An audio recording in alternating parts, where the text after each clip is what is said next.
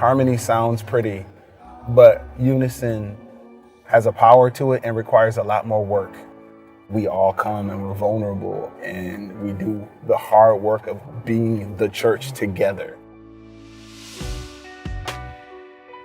My discipleship journey started growing up in my home with my family, but specifically this mentorship and this relational discipleship started when I was 17. We went to the grocery store together. We talked about life. We talked about bills. We talked about marriage. That type of grow as you go discipleship adds relevance to your spiritual journey. I mean, it defined what it was to be a man of God for me. I was at the prayer chapel when I felt that unique call toward church planting. And it was just God's voice, you're gonna plant a church. Okay.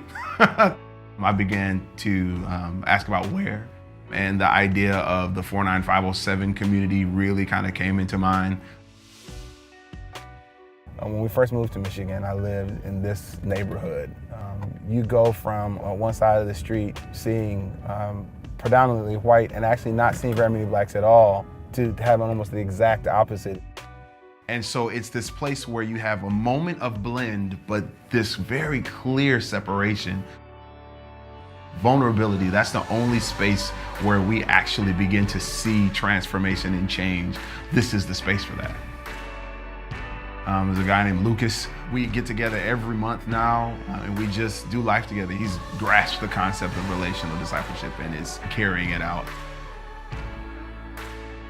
Jesus prayed that the church would be one. And I fully believe that that is what the Holy Spirit is doing here, is to see the church living and acting and speaking as one.